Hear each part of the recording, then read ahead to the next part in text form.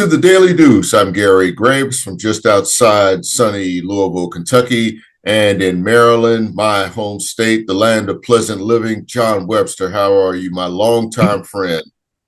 Hey, Gary. Another great week in sports. Exciting stuff is happening. Everything's going good here in Maryland. Sunny day, just not hot enough for me yet, man. It worked out early. I had a couple things to do early this morning, but not hot enough, man. Needed to get up to Yeah, 95 or 100. That's what we're looking for. well, sometimes I wonder if hell is hot enough for you, but that's another story. That's totally another story for another day and another show.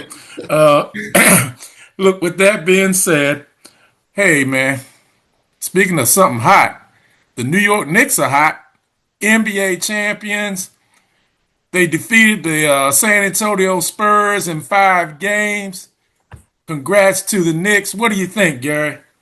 Well, congrats to the Knicks. Congrats to you for picking them over San Antonio and pretty much being right with with every playoff series that I can think of. But this one, like I told you, I picked the Spurs, but in my heart, I was going for the Knicks. So I don't know. I can't call it really a draw, but I'm not surprised that the Knicks won because, well, they were the veteran team and a team that comes into the finals with, riding something like a 10, 11 game winning streak. And then, they go and win 4 out of 5 and win 3 games on the road, John. I think that's the most impressive thing about the Knicks victory that ended a 53-year title drought, their first finals appearance since 1999.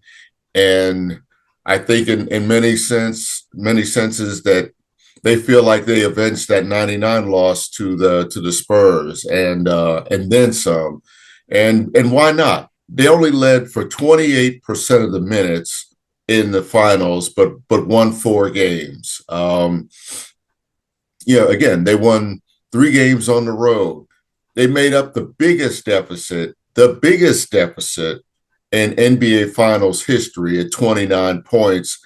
And I was just thinking in Game 5 in the clincher that when they were only down, 13, sometimes 16 in Game 5, my question, John, was how do they do it this time? And they did it the same old way. And they did it really without, when I say much help from Karl Anthony Towns, because even though he scored 2 points, he had some key rebounds and really he did a good job of keeping Wemby away from the basket. I mean, I feel like those 6 fouls were worth it in terms of keeping him that much away from the basket, putting a body on him, making him work for everything. So, so there's that. But really, the series was about Jalen Brunson being vindicated as a leader, as someone who can put a team on his back, shoulders, whatever, and lead them to a title. When you score 45 of 94 points, when you score 43 of those to really help tie the game, I don't want to hear anybody say anything bad about Jalen Brunson again. It was not a fluke. He had, I think, John, 7, 8 games, maybe at 30-point games in these playoffs. And I mean, John, it was just impressive what he did, despite not shooting particularly well in the finals. But, again, the points piled up when they needed to, and the wins piled up in the process. All great things, well said as usual, Gary Graves. The Knicks really, they're a good team. They're a very good team. I think one of the statements that I've used before, the better team is the Knicks. Granted, 28% was all they were had in the whole series, all 5 games. But keep in mind that 28% is when a lot of times the game was on the line in the fourth quarter. San Antonio, every game started out hot as a firecracker. They came out, they were hitting shots, they were unbelievable. But prime example, like game five, each quarter, San Antonio's shooting percentage went down. Each quarter. And that's just not in game five. Happened throughout this series. San Antonio's a very good team. I take my hat off to them. I think what happened to them, they ran into a team that had more experience, was able to execute in the fourth quarter in those last 5 minutes. That's something that you get as you grow. That's something you get and you learn from as you make some mistakes. I hear a lot of people right now, they're saying De'Aaron Fox, get rid of him. He's this, he's that. He had a rough series. He was also injured. I'm not saying De'Aaron Fox is this guy, but I remember a guy named Magic Johnson had a really rough series against the Boston Celtics. I think it was 84. Some turnovers, some mistakes at the end with ball handling. They stuck with him, and the next year they came back, and guess what? They won the championship. Remember another guy, name is Scottie Pippen. Had some rough goings in playoffs. I remember one playoff, he had migraines, and it really put him at a terrible disadvantage, and Chicago lost. The next year he Boy, came back, and he was part of an organization that won 6 titles in 8 years, and he was a major piece. I'm not saying De'Aaron Fox is Scottie Pippen. I'm not saying he's Magic Johnson. But what I am saying is, if I'm the general manager, I don't think that's the move I'm going to make. They got some really good pieces there. I think Dylan Harper is definitely something for the future. I will find a way to utilize both of them in the game at the same time if need be. But to look and say I'm going to make that move, I'm not doing that.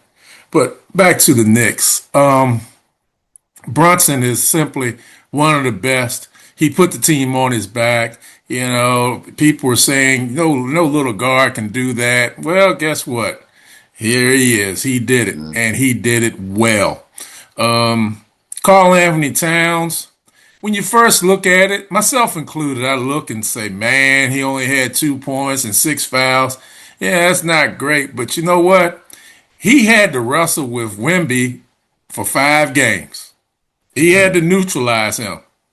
And each game in the series, Wemby became less effective later in the game because I think what Mitchell Robinson and Karl Anthony Towns were doing to him was putting a lot of weight on him, wrestling him, and it took its toll on him at the end of the game. That's just what I think. I look at OG Anunoby. Man, we wouldn't even be talking about this right now if he doesn't make that tip in game 4. Yeah, but played a great game. Hit some key foul shots in game 5. Great player. Great player. I already mentioned Mitchell Robinson. Josh Hart, we talked about him early in the series, Gary. Remember we talked about the fact Josh Hart is a blue-collar player. He gets the rebounds. He does a lot of things that people don't want to talk about. I won't say don't want to talk about, but they go unnoticed. And throughout the series, he did that. Rebounding, hit some key shots, hit some key free throws, played great defense. I mean, he's just, he does what he does. Mikal Bridges had some moments where he hit some really key shots as well.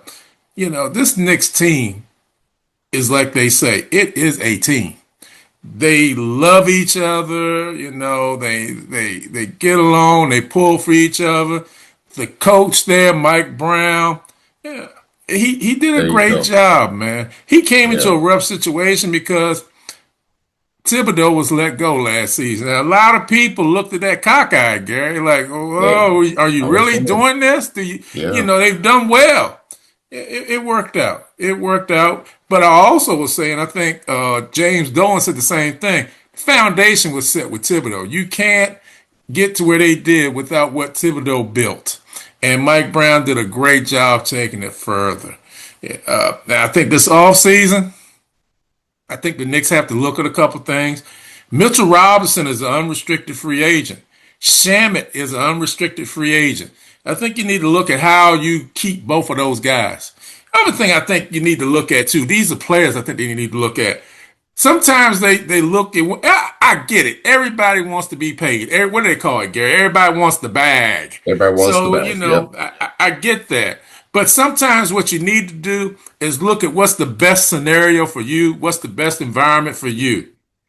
I don't know if Shamit can find a better situation than what he has now. Mitchell Robinson, I'm not sure he can find. Well, aircraft carriers, you always want one. You always need an aircraft carrier somewhere. But I don't know if the role he plays here, he can play that elsewhere. He does a great job, being a backup to Karl Anthony Towns. So we'll see how that works out for the Knicks. Yeah, but again, kudos to him. I think San Antonio, you're going to be hearing about him again. That kid Wemby, he's going to be a force to be reckoned with. He's going to have another summer this year to improve his game. He's going to be working on some different facets. He's going to be even better than he was this year. And this year, he was even better than he was the year before. He's going to continue to get better. And guess what, Gary? That kid's going to put on some weight. It's just going to happen. And Yeah, he has to. he's already he's already 7'5". Can you imagine if he puts on another 20 or 30 pounds? Goodness gracious, great balls of fire. Man, I tell you, he's going to be something, man. But hey, we'll see what's going to happen with him. The Knicks, that East, they keep talking about the East is so weak. The West is where it's at. I think you're going to see some players in free agency this year try to come to the East. I think you may see some moves for players to go to the East. But I'm going to tell you something, man.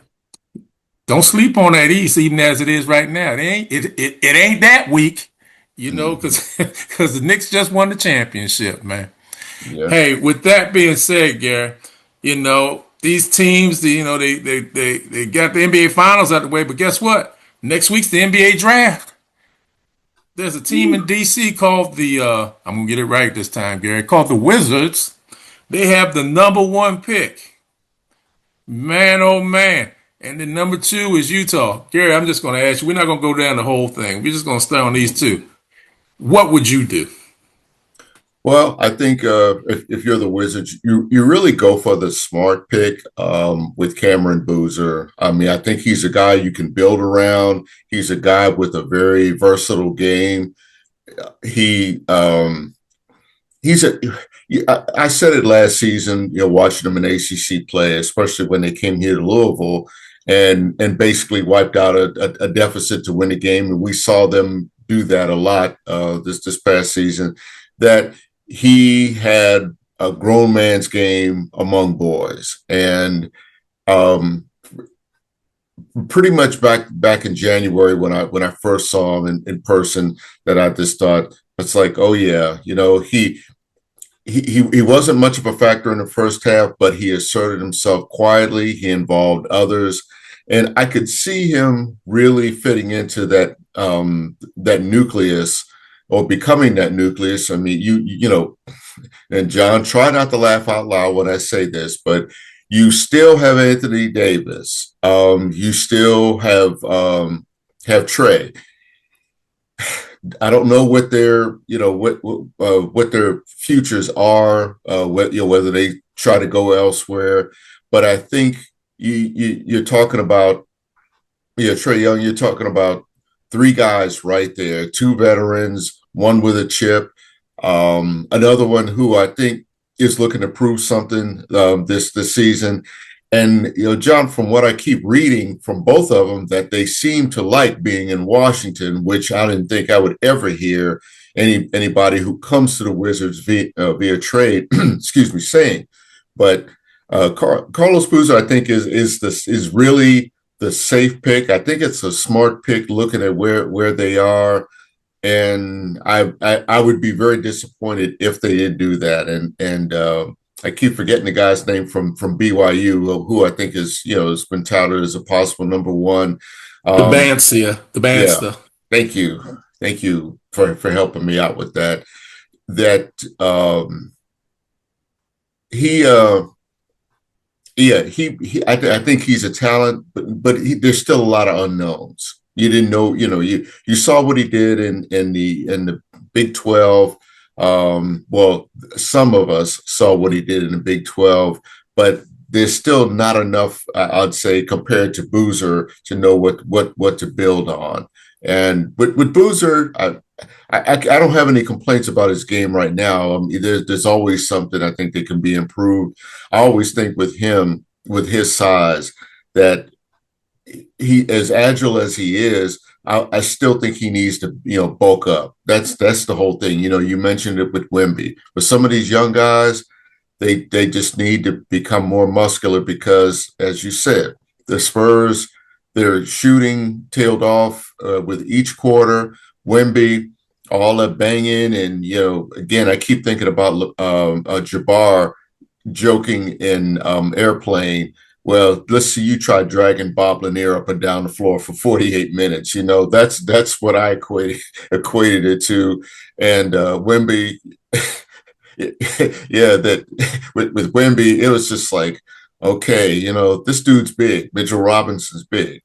That's another thing, with the Wizards. I think they really need a big aircraft carrier to draft in addition, or sign in free agency, because I don't, for them to really get back to respectability, they've got to start with, you need a building block, but you also need to build through the basics. Get that big force, get a ball handler, get a distributor some way, and help guys understand their roles, and most importantly, play some daggone defense. Because I mean, what we saw from the Wizards, if I saw a score that was 140, not knowing the team, I always assumed they scored it against the Wizards. That's how bad they were defensively. Well, I think this is the year for them. They have to make that next step forward. I think they need to have about 45 wins this year. I think a key piece to this puzzle, you need to have a firm commitment from Anthony Davis and Trae Young. Yeah. I think that's a key component. I think if you have that, if you have that in the draft, what I would do, I would be like you. I would take Boozer. I would put Sar at the small forward. Mm-hmm. And then I'd have Trae Young playing a one, Anthony Davis playing a five. And then the kid from, what's the kid's name from Tennessee, the guard? He'd be my two. That's what I would go with. Free agency, I'd find me a serviceable aircraft carrier that I could bring off the bench. Somebody give me 6 fouls, 6 points, and 6 rebounds. A triple single. So, that's what I would look for. Um, Dante had a thought. He he said since Utah really wants the Banter really bad, if he were the GM for the Wizards, he would make them give him a whole bunch of draft picks just to Yeah. make sure that they could get him. I think if they stay two, I think they're going to get him. I don't think the Wizards will take the Banter. That's just my personal opinion. I see Boozer. I know they brought Darren Peterson in to look at him. I'm not really sure that the Wizards need a guard. I mean, Peterson is a tremendous prospect, tremendous talent, but I'm just not sure that that's what they really need. I think they need another big body down there like a Boozer, somebody that can compete and get the rebounds and all that stuff down low and play some solid defense against other teams for us. That's just my thought, though. Mm-hmm. I agreed. I think the thing with Anthony Davis, you have to understand, John, he is entering his 14th season in the league. Mm-hmm. And if you Mm-hmm. play him at the five, you have to have an understanding with him. You're not going to play and I'm going to say this too. You're not going to play 30 to 35 minutes. Um, and that's what I say you need that big body. Every position I think needs depth, but particularly in the middle with him, his history of injuries, injuries that keep him out for long stretches. It'd be one thing if it was like he was missing 2 or 3 games here and there, but we're talking about significant injuries, and that is kind of defined his career. But you have to figure out a way to like again really I don't want to say limit his minutes, but put him in a position where he doesn't have to play a whole lot and subject himself to injury, a lot of banging, and again, get another big in there to spell him for, say for 4 to 5 minutes or something a game, or excuse me, per quarter, to really kind of spread him out. I'm not really worried about Trae Young's health. I do like what you said about having him at the one, excuse me, but he you got to get complementary players with those guys. I don't know if it's a guard. I don't know if it's a stretch four. I don't know, if it's a bona fide, small. But you need somebody. You need complementary players. I think the thing with the Wizards, from what I've seen, is that you see individual pieces that just don't necessarily work together in a system. That's what you got to do. Maybe you change the system. Maybe you tweak the system toward the talent you have, as opposed to hoping the talent adapts to your system, coaching staff, front office. I'm talking to you. So I think that's about it, for the Wizards. I'm gonna lower my expectations on wins to maybe 40 to 42. That's what they need. Maybe get into a play-in situation. I know, John, with 45, that might get them like a 6 or 7 seed, and maybe hopefully get to a point where they won't have to do play-in series. But with the Wizards, after what we've seen basically for a generation, they really do have to crawl before they walk. Here you go. Real quickly, I'm gonna give you two subjects. Hit me back real quick. World Cup, Team USA, man. Quick thoughts on that. Then I'm gonna ask you about the NHL.